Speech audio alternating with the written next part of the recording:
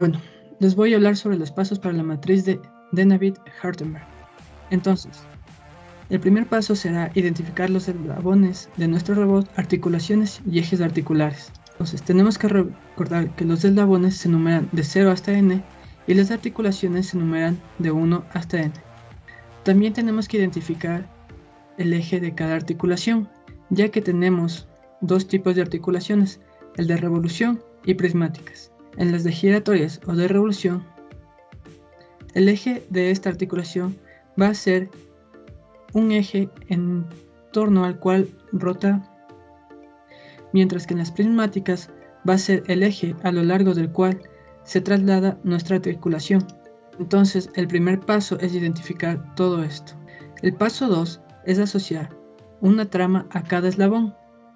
Bueno, y tenemos que recordar que el método de David-Hartenberg se trata de asociar tramas a nuestros eslabones.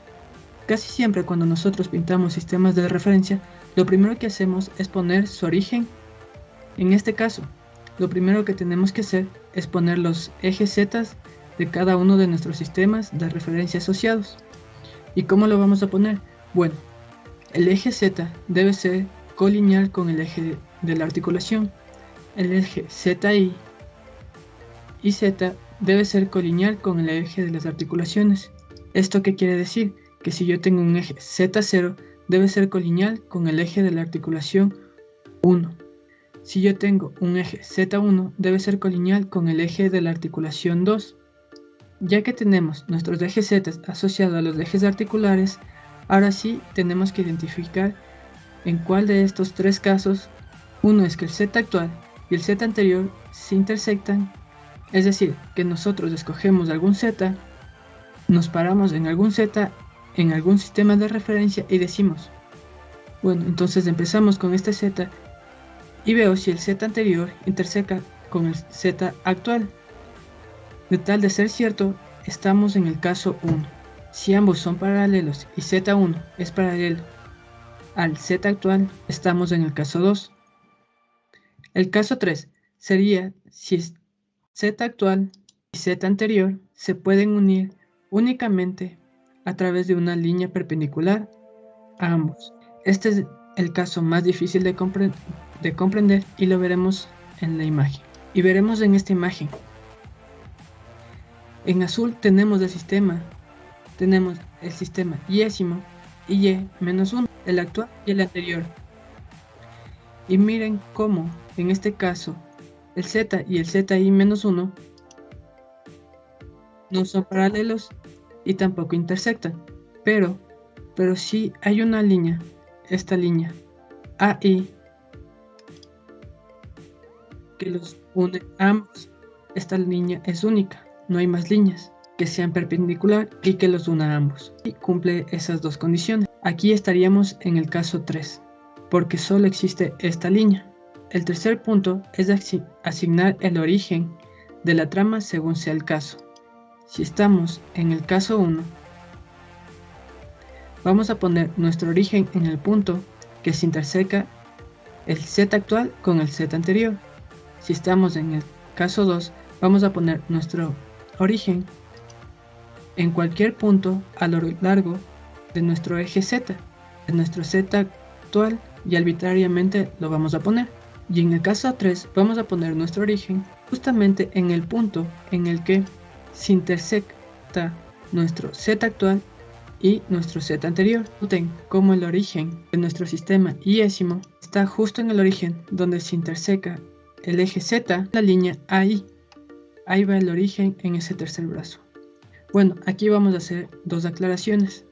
Ambas tienen que ver con el primer sistema y con la primera trama y con la última trama. La primera trama, que es nuestra trama inercial, una trama fija, es la trama más arbitraria de todas, y para colocar el origen, nosotros lo podemos poner a lo largo de cualquier punto, a lo largo del eje Z0. Esto sería similar a lo que pasa en el caso 2. Y para nuestra última trama, que está en nuestro sector final o en nuestra muñeca, nosotros la vamos a poner en el punto de interés para conocer nuestra posición cartesiana del robot, nuestro punto por el cual estamos calculando la cinemática directa.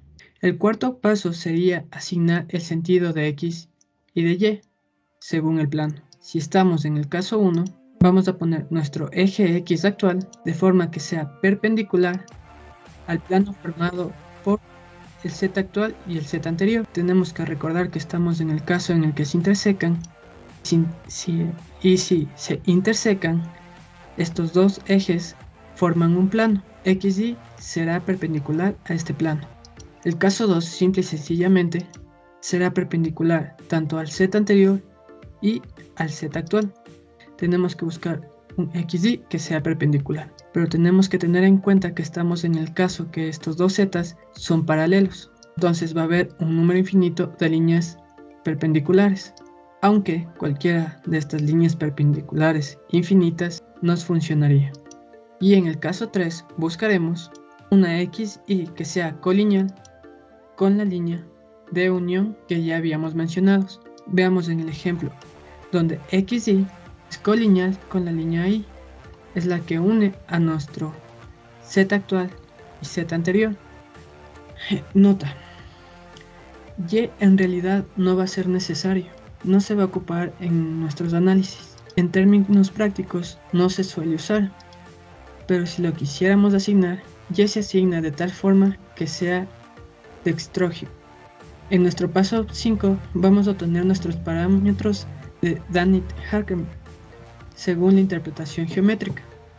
Aquí tenemos que recordar la interpretación geométrica, en donde tenemos que tener en cuenta lo que representa alfa, delta, las dos distancias y los dos ángulos. Basándonos en esto sacaremos cuánto mide cada uno. Ya que tenemos nuestros sistemas de referencia puestos, ahora es fácil ver cuánto mide cada uno de estos. Estos 4 parámetros se van a agrupar en una tabla, en donde nos van a quedar varias filas de esa tabla, porque vamos a tener parámetros para cada par de tramas. Es decir, que va a haber un conjunto de 4 parámetros entre la trama 0 y 1, otro conjunto de parámetros entre la trama 1 y 2, 2 y 3 y así sucesivamente. Una vez que tenemos estos 4 parámetros, en el paso 6, lo que tenemos que hacer para cada uno de estos pares de tramas, vamos a obtener una matriz de transformación homogénea que relacione a las tramas actuales con las anteriores. Vamos a tomar estos parámetros que ya encontramos y las vamos a sustituir en la matriz. Entonces, con la información sustituimos los senos y cosenos y nos queda nuestra matriz. Esto se va a repetir para cada par de tramas. Siempre se va a repetir la actual con la anterior. El paso 7, ahora que tenemos nuestras tramas, nos va a quedar una matriz de transformación homogénea. Vamos a tener una que relacione el 1 con el 0, el 1 con el 2, el 2 con el 3 y así sucesivamente. Una vez que ya tenemos todas nuestras tramas, las ponemos en orden y las multiplicamos. Y con eso lo que vamos a obtener es una matriz de transformación homogénea que me va a relacionar el último sistema de referencia, es decir, la última trama o la trama herramienta o la trama de mi punto de interés con la trama inercial.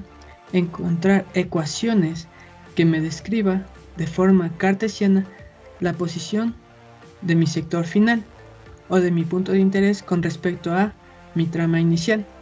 Tenemos también que recordar que nuestras matrices de transformación homogénea tienen orientación y la parte de la matriz de rotación nos va a decir qué orientación tiene nuestra trama herramienta con respecto al sistema inercial, y la parte del vector de posiciones nos va a decir justamente la posición cartesiana.